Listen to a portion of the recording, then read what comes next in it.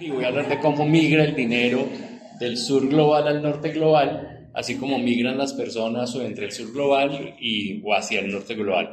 Mi ponencia sintética la he titulado Vigencia y utilidad de la teoría marxista de la dependencia y les presentaré un par de ejemplos sobre datos duros sobre el drenaje de recursos del sur global al norte global.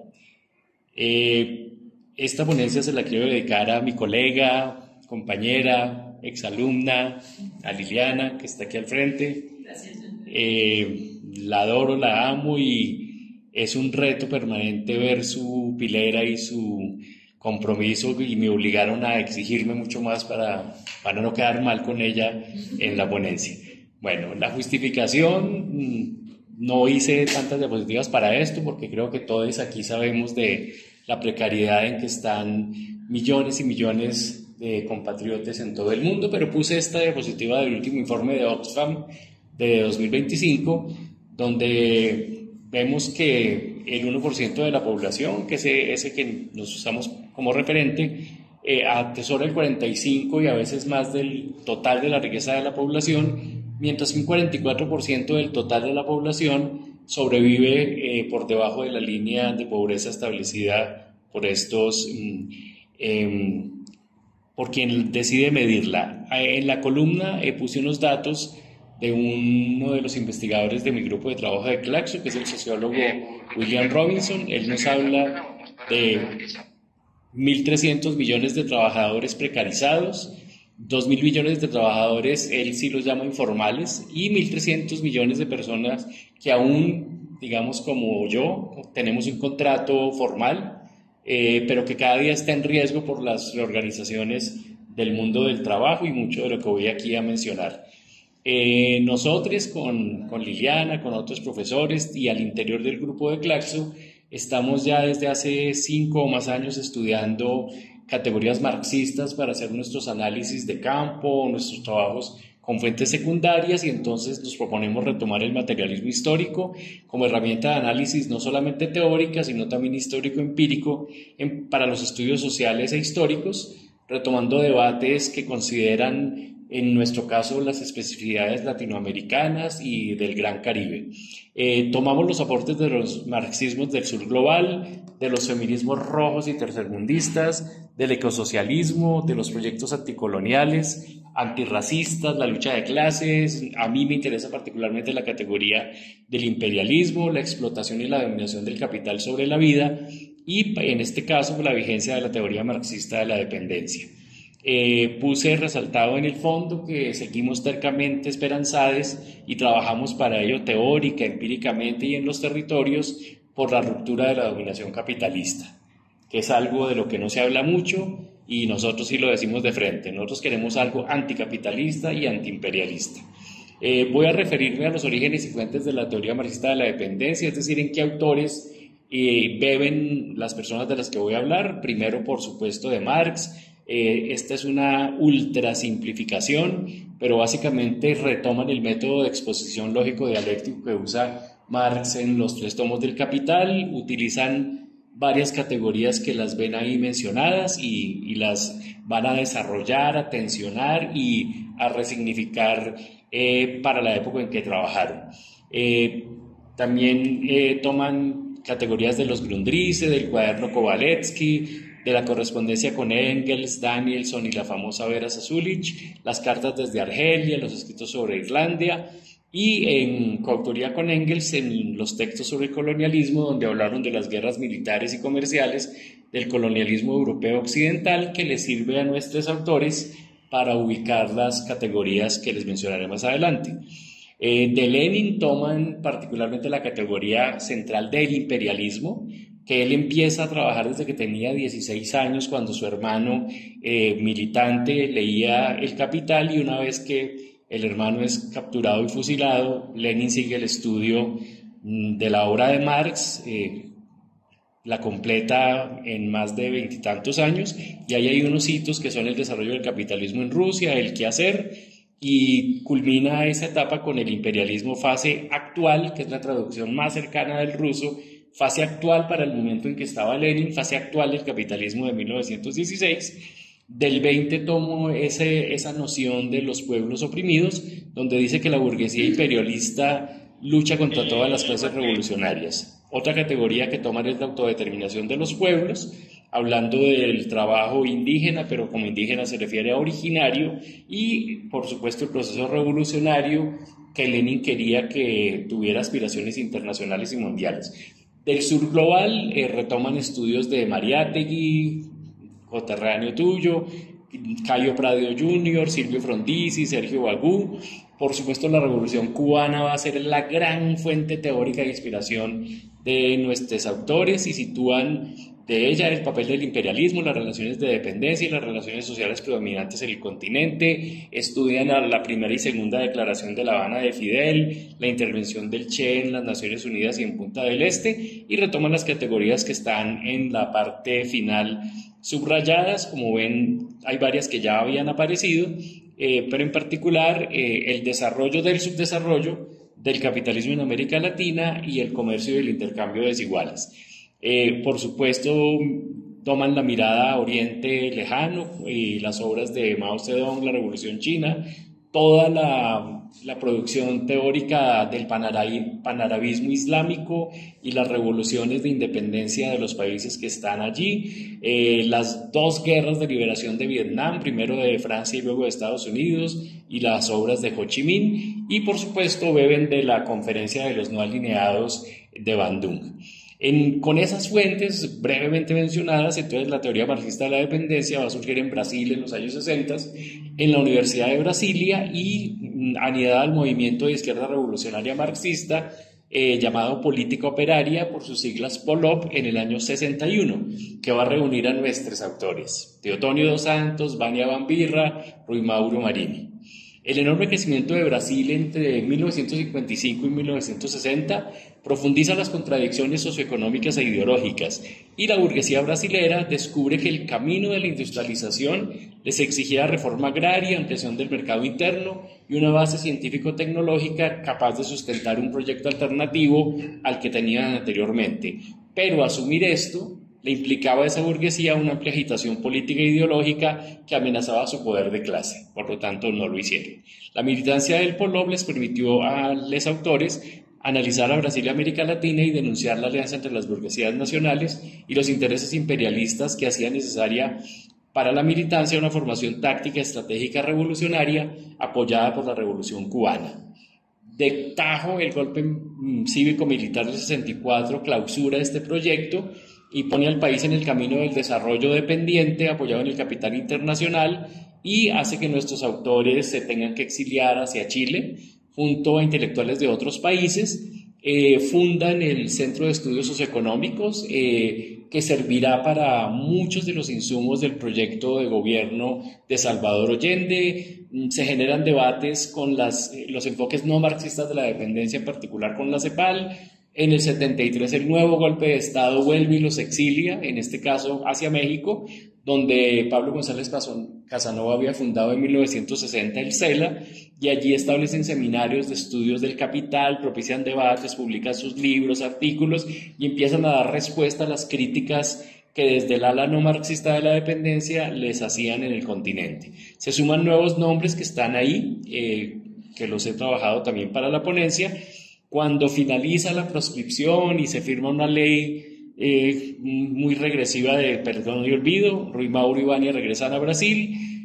Sus obras eran muy conocidas en español en el resto del continente, pero no habían sido traducidas al portugués, y solo desde hace 2 décadas sus alumnos y alumnos de sus alumnos han traducido las obras de Vania y de Rui Mauro, y tenemos unos continuadores y continuadores que están ahí en la parte de abajo, son algunos de los que he trabajado, que han puesto de nuevo en el foco y el uso de la teoría de la dependencia. Entonces, con esta categoría de la dependencia, los autores retoman el método y la epistemología marxista para analizar la región y ubican una teoría de la ley del valor mundializada y, por supuesto, la combinación de la producción, circulación, producción. Usan la dependencia como una categoría histórica para estudiar el modo en que las formaciones latinoamericanas se van configurando y transformando como economías dependientes con unas características que espero alcanzar a presentar. Aquí los tengo, les tengo en orden de quien murió más temprano a quien murió más tarde. Rui Mauro Marini es quien empieza a publicar primero y quien también fallece en primer lugar. Aquí hay un hipervínculo para quien esté interesado. En estos días el vínculo completo está roto, pero hay un repositorio completo en la UNAM, en la página de la UNAM, con la obra completa de Rui Mauro Marini. La tenía abierta y esta semana está roto, pero aquí ven una de las obras inmensas, está disponible para descarga con Margara Millán. Vania Bambirra, una de sus alumnas, Katia Ferreira, hace un memorial a Vania Bambirra que está en esta página y ustedes encuentran aquí toda la obra, una cantidad que por tiempo no podré mostrarle, pero esto sí, hay un documental de la vida de Vania en 19 capítulos, maravilloso. Me enamoré, me morí con Vania Bambirra, es mi nueva heroína, entonces es de lo más valioso que me queda de esta ponencia, haber conocido la obra en particular de ella. Y Teotonio dos Santos tiene una obra que Claxo le editó en 4 tomos, entonces tenemos una gran masa teórica de nuestros autores de la teoría marxista de la dependencia. Empiezo con Rui Mauro Marini. La primera categoría que él nos presenta es la de transferencia de valor. Aquí es donde habla de la migración. Transferencia del valor producido del sur global a los centros capitalistas, porque las relaciones de producción de las naciones subordinadas han sido modificadas históricamente por la hegemonía científica, tecnológica, productiva y por la presencia de las corporaciones transnacionales. La dependencia es uno de los mecanismos de muchos para contrarrestar la caída tendencial de la tasa de la ganancia en el capitalismo central. La transferencia de valor que se ha exportado, en lugar de reinvertirse en la región, en los países donde se produce, provoca en los países dependientes que no puedan aumentar la capacidad productiva del trabajo, y por ello la burguesía compensa la pérdida de ese valor o de esos ingresos con la segunda categoría que Rui Mauro Marini nos presenta, que es la superexplotación, que ya aparecía en Marx, aparece en Lenin, pero Rui Mauro es quien la desarrolla. Se define como el pago de la fuerza de trabajo por debajo de su valor, casi al límite de la supervivencia, el cual está representado por el costo de reproducción física y moral de la fuerza de trabajo, y nosotros de salud sabemos que esto lleva al agotamiento prematuro de la vida del trabajador en medio de alto desempleo, pero también de un inmenso ejército laboral de reserva que repone las personas que van enfermando y muriendo. La sobreexplotación se presenta por 3 mecanismos diferentes a los que pasan en el norte global. Es primero, se eleva la intensidad del trabajo, aumento de la jornada de trabajo, pero ambas sin elevación salarial. Es decir, no se cumple la plusvalía absoluta y relativa como se cumplirían en el norte global. Y la tercera es la reducción del fondo del consumo del trabajador a lo mínimo de subsistencia. Esto permite crear a la burguesía nacional latinoamericana, crear más valor en el mismo tiempo de trabajo y por ende mayor ganancia para el capitalista y apropiación de la plusvalía. Los autores contemporáneos hablan de una nueva categoría que se llama plusvalía relacional para dialogar con la plusvalía absoluta, la plusvalía relativa original del capital en Marx. Obviamente no tengo tiempo de desarrollarlo. Se generaliza el consumo de manufacturas por los sectores populares cuando pasa el tiempo y las clases ricas tienen un consumo suntuario y al pasar el tiempo empieza una transferencia de tecnología extranjera para la industrialización. Pero ¿qué es lo que se nos transfiere? O se les transfiere al sudeste asiático o a África. Se transfiere a los países dependientes etapas inferiores de la producción industrial, se subdividen las etapas con tecnología avanzada y se ubican en diferentes países periféricos, reservando los países centrales las etapas más avanzadas del ciclo productivo y la alta tecnología o el alto conocimiento, profundizando así la división internacional del trabajo.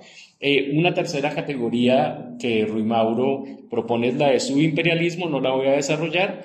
Paso a Vania Bambirra, es una intelectual orgánica en el sentido gramsciano, en un entorno dominado hegemónicamente por hombres, integra la historia de Brasil en el contexto de América Latina y reconoce que hay formas de desarrollo e industrialización específicas en cada país, configurando una tipología diferente de dependencia, entendida esta como una categoría histórico-estructural.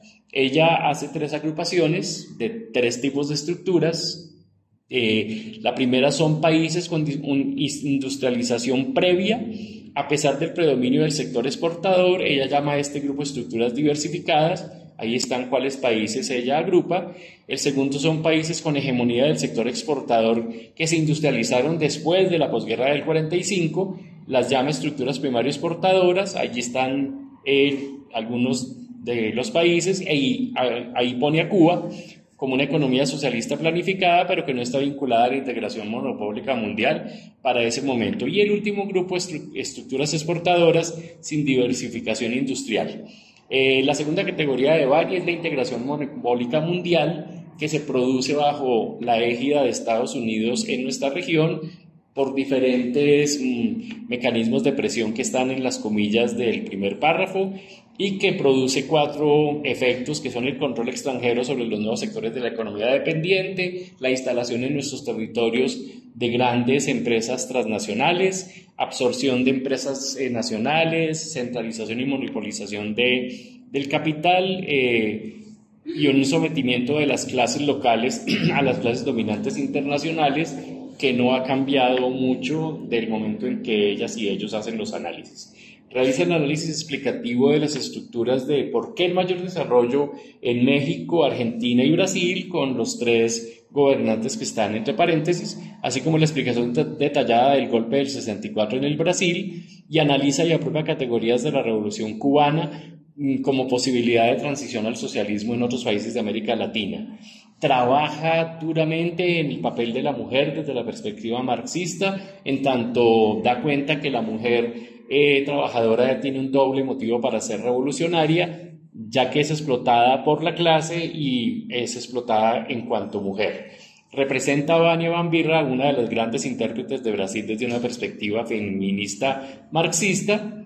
Hace uso del carácter científico del marxismo para demostrar empíricamente en el año 71 que las burguesías nacionales no pueden resolver las contradicciones que se les presentan, y para mantenerse en el poder, como estamos viendo ahora en la Argentina de Milei, por decir solo un ejemplo, y apelan a formas extremas de represión económica, política y social, vale decir al fascismo, y Vania propone que la alternativa a esto es el socialismo. De Teotonio, que era el compañero de Vania, entonces también trabaja la categoría teórico-estructural de la dependencia, reconoce distintas fases o modos de desarrollo que él denomina más concretos que la dependencia, que coexisten, se articulan y que guardan temporalidades propias. Ahí están las tres categorías. Hay países con dependencia colonial, aquellos cuya estructura interna está basada en la gran propiedad de la tierra, trabajo esclavo y servil para la producción y exportación. El segundo lo llama dependencia tecnológica financiera, oligarquías rurales y comerciales vinculadas a capital externo, y la dependencia tecnológica industrial, después de la guerra del 45, la extensión de las corporaciones transnacionales que nos transfieren tecnología relativamente obsoleta, que en nuestros países se le extiende el tiempo de vida mucho más que en los países centrales, y eso permite extraer más cantidades de valor hacia las economías centrales. Traje, por sugerencia justamente de Liliana anoche, 3 ejemplos empíricos de unos modelos complejísimos. Solo voy a presentar puntos clave de este primer artículo, que analiza el periodo 1990-2015. Para el 2015 estos investigadores nos dicen que el norte se apropió de 12.000 millones de toneladas de materias primas, de 822 millones de hectáreas de tierra, que sería el equivalente a 2 veces la India, con lo que implica de agua, energía, fertilizantes, emisiones de carbono, 21 exajulios de energía equivalentes a esos millones de barriles de petróleo y la contaminación, y muy importante, 188 millones de años personas de trabajo, equivalente a 392.000 millones de horas de trabajo humano que se van, como diría Marx, pegadas al valor de lo que nos drenan. Estos recursos dejan de estar disponibles para nosotros, producen agotamiento de la naturaleza y de las personas, y son valores que no estarán disponibles para las generaciones futuras para poder enfrentar lo que nos viene. Tú también. El extractivismo que sustenta este modelo produce alta conflictividad, dislocación del tejido social y daño ecológico irreparable. Voy a apurar para que sean 21. Aquí están los millones que hay en la fuerza de trabajo arriba, 20.3 billones, 14.1 billones en materia, 5.1 en energía y en el uso de la tierra.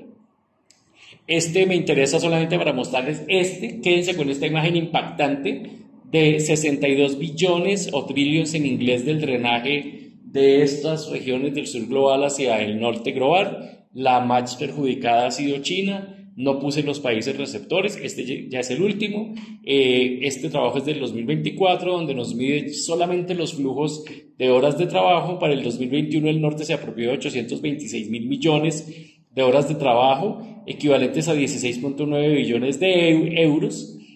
Priva al sur de la capacidad productiva, los salarios del sur son entre 87 y 95 inferiores a los del norte, pero ojo, para trabajos de igual cualificación. Esto porque hay un debate inmenso que dice que los trabajadores del norte son más productivos que nosotros. Estos investigadores prueban que no, que somos más productivos nosotros frente a trabajos equivalentes.